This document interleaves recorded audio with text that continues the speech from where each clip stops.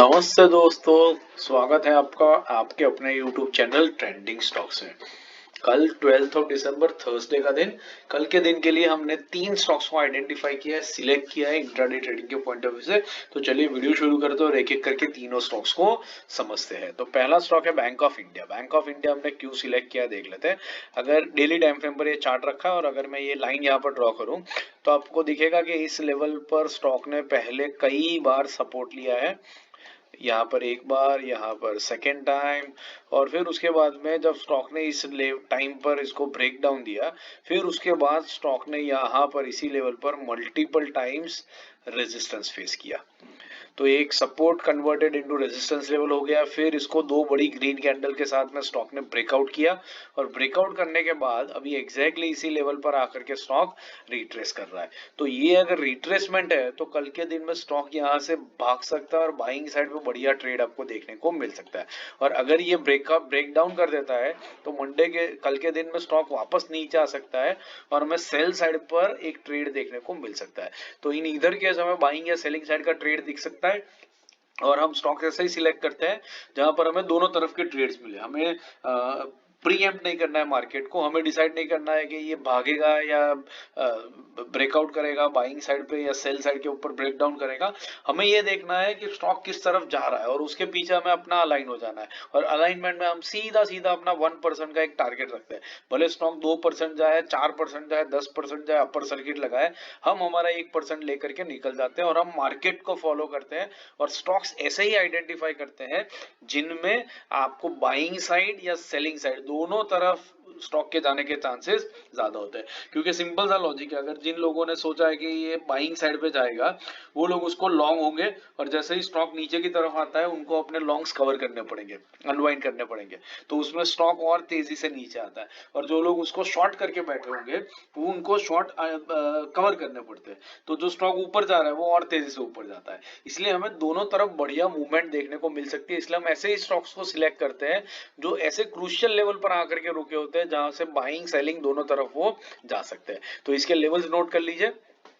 114.80 के ऊपर निकलता है तो बाइंग करेंगे, 113.80 के नीचे आता है तो इंट्राडे में सेलिंग के लिए लेंगे। 50 पैसे का स्टॉप लॉस रहेगा और 1% का टारगेट रहेगा। दूसरा स्टॉक है दालमिया भारत। दालमिया भारत हमने क्यों सिलेक्ट किया है, डेली टाइम फ्रेम पर देख लेते हैं। अगर मैं यहाँ पर ये लेवल ड्रॉ करूं तो आपको दिखेगा कि इस लेवल पर जब स्टॉक ने यहाँ पर इस लेवल पर जब कंसोलिडेट करके ब्रेक डाउन दिया, बड़ी बड़ी रेड कैंडल बना करके, उसके बाद ये लेवल एक रेजिस्टेंस लेवल बन चुका था इस स्टॉक के लिए। तो स्टॉक ने यहाँ पर एक बार रेजिस्टेंस फेस किया, फिर यहाँ वापस रेजिस्टेंस फेस किया, 4-5 दिन तक यहाँ रेजिस्टेंस फेस करता रहा और अभी रिसेंटली स्टॉक एग्जैक्टली इसी लेवल पर आकर के रुक चुका है।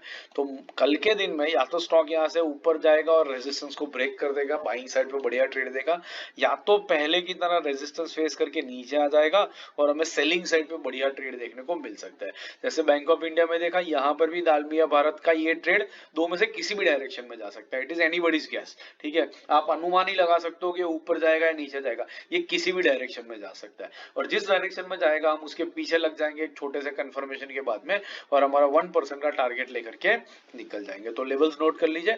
1974 के ऊपर निकलता है तो बाइंग लेंगे, 1959 के नीचे आता है तो इंट्राडे में सेलिंग लेंगे, 10 रुपए का स्टॉप लॉस रहेगा और 1% का टारगेट रखेंगे। तीसरा आखिरी स्टॉक है एरिस। एरिस लाइफ साइंसेज हमने क्यों सिलेक्ट किया देख लेते हैं। तो ये जो स्टॉक है, इस स्टॉक को अगर मैं डेली टाइम फ्रेम पर रखूं और ये लेवल यहाँ पर ड्रॉ करूं तो आपको दिखेगा कि ये लेवल के ऊपर स्टॉक ने पहले अपना जब ऑल टाइम हाई बनाया तब रेजिस्टेंस लेकर के नीचे आया, नीचे आकर के पूरा राउंडिंग बॉटम कंप्लीट किया, फिर यहाँ पर वापस एक छोटा सा रेजिस्टेंस फेस किया, यहाँ पर फिर रेजिस्टेंस फेस किया और अभी पिछले 2-3 दिनों से स्टॉक इसी लेवल पर आकर के रुक रहा है। आज के दिन में स्टॉक इस लेवल पर आया, ऊपर गया, नीचे गया, फिर वापस उसी लेवल पर आकर के क्लोजिंग दे दी। तो यहाँ पर भी बायर्स और सेलर्स के बीच में एक कंप्लीट कंफ्यूजन चल रहा है और यही कंफ्यूजन का हम फायदा लेंगे। कल के दिन में अगर बायर्स हावी हो जाएंगे तो स्टॉक ऊपर की तरफ जाएगा और जो लोग इसको शॉर्ट करके बैठे होंगे उनको शॉर्ट्स कवर करने पड़ेंगे और ये स्टॉक तेजी से ऊपर भागेगा। और जो लोग स्टॉक को लॉन्ग हो गया ऐसा सोच करके बैठे होंगे, अगर कल के दिन में सेल सेलर्स हावी हो जाते हैं और स्टॉक नीचे आता है, तो जो लॉन्ग करके बैठे होंगे उनको ये स्टॉक बेचना पड़ेगा, और ये स्टॉक बेचेंगे तो स्टॉक तेजी से नीचे आएगा और हमारा 1% का टारगेट हमें बाइंग या सेलिंग दोनों तरफ एक तरफ से कोई ना कोई एक डायरेक्शन में डेफिनेटली मिल जाएगा। इस रीजन से हमने स्टॉक को सिलेक्ट किया है।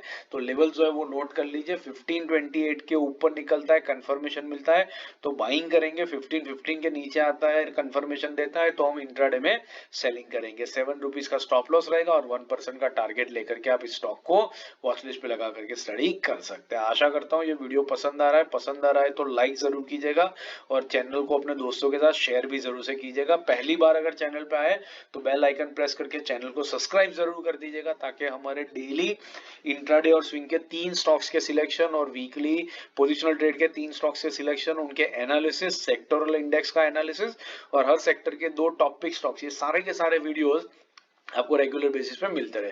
ये वीडियोस मैंने यहाँ रख दिए, देखते रहिए, सीखते रहिए, मार्केट से पैसा कमाते रहिए।